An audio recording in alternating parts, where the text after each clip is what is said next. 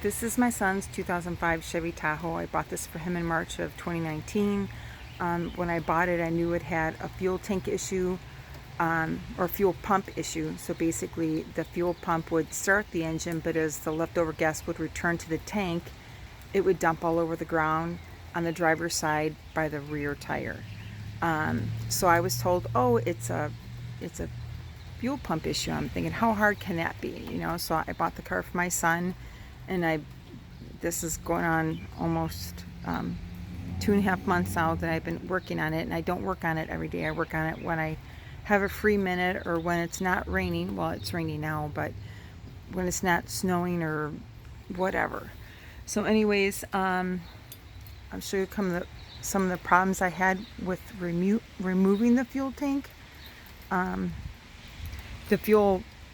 When I dropped the fuel tank, one of the problems I had was over here by the rear tire. There are two bolts that hold up the strap. They're 15mm bolts. They hold up the gas tank straps. The one in the rear, this little washer thing with the nut, broke. So I'll show you what. Look, see this broke. So because this broke, I wasn't able to, it was taking forever. I mean, I had impact and my son got it so far, but it wasn't coming out. It wouldn't remove the rest of the way. So because of that, I don't know if using the impact broke this or it was just rusted, and anyways, it wouldn't come down. One of the problems I had, we had to remove this rear tire, driver's side rear tire. And over here, this area over here, there's a small little gap. Oh God, I can't even picture it, get it in the picture, but it's over here. They have these the clip looks like this. This is what it's supposed to look like. And it slides in like this, and then the bolt goes up through it like that. But because my son's is broke, I had a hard time getting this off. So we had to put a 15mm wrench in this area here. We had to put a wrench on the nut to hold the nut. And then we finished using either the impact or the 1/2-inch drive ratchet to undo the bolt. Once we held the wrench on the nut, we were able to undo the bolt. But that was one of the problems we had at the very beginning to drop the gas tank. That was the first issue. Again, it's the rear tire on the driver's side. So let me show you the gas tank that's off and in my backyard. Okay, as you can see, I got two gas tanks back here, but I'll show you the one that came with my son's car. This is the gas tank that came with my son's car.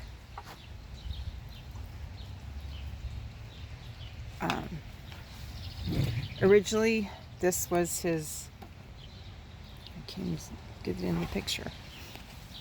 Hold on one second. This was his fuel pump. There were 3 lines going to it. 1, 2, and this is the third one. This was the biggest one.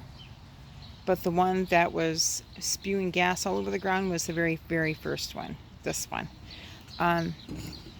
This was his lock ring.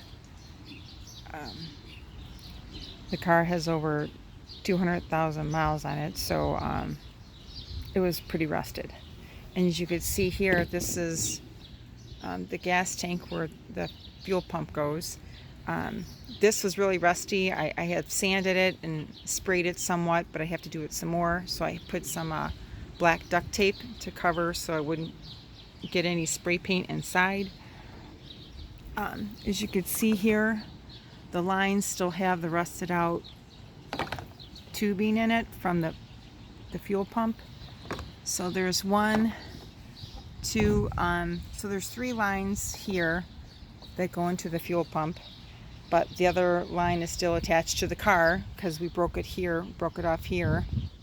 So these are only 2 of the lines. The third line again is attached to the car. So originally I had purchased a new fuel pump from Rock Auto. It was an AC Delco for $215.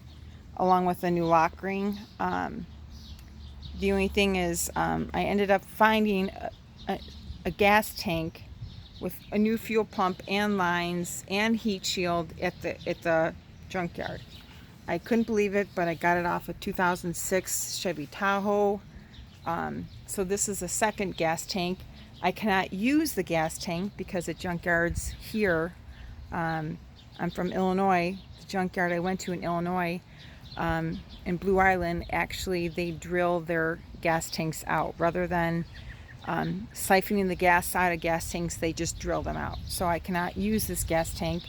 Otherwise, I would have been able just to put this up as is. But I'm removing parts off this second gas tank, and I'm going to return the gas tank.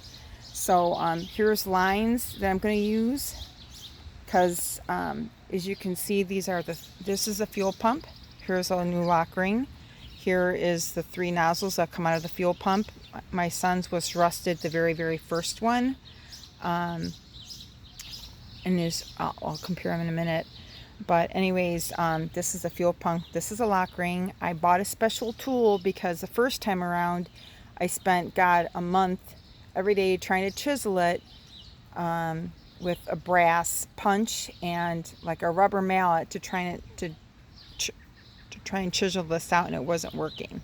Then I got, and I rented that from, what was it, AutoZone, I think, for like $90, I think it was. That way, if you don't return it, they keep your $90. They give it to you for 30 days to let you use it, but you have to either put on your credit card or your I put on my checking account. But anyways, so I returned all that, and I ended up buying a tool, which is close by. So I'll show you the tool I bought.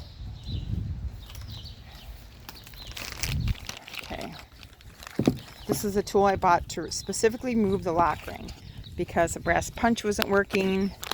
I rented some other tool that wasn't working. So I bought this. This goes around the lock ring and it comes off ever so easy. It's a 1/2-inch drive ratchet. So let me try and do this while I'm videotaping. This. Let me see if I can get it in. Holy moly. Okay, so that's how that goes. It fits into the outer grooves of the lock ring.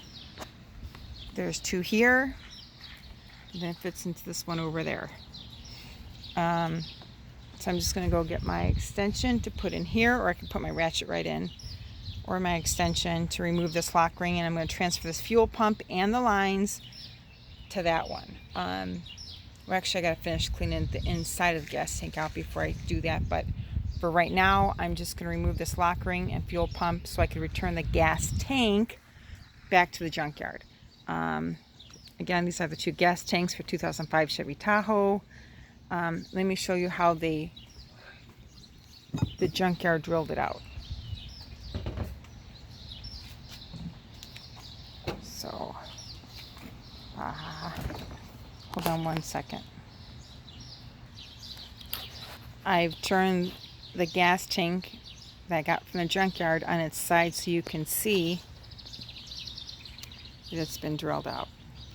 Otherwise, it would have been perfect to use it from the junkyard. I was told it's hit or miss whether or not they're drilled out, but I'm pretty much sure 80% of them are drilled out. They say if the car comes in and there's no gas or it's empty, then they obviously don't need to drill it, but this one must have had gas inside. But look, it has all the stickers and everything. The other one I have has no stickers because it's all worn away. But I had my son come out and he's going to remove the lock ring.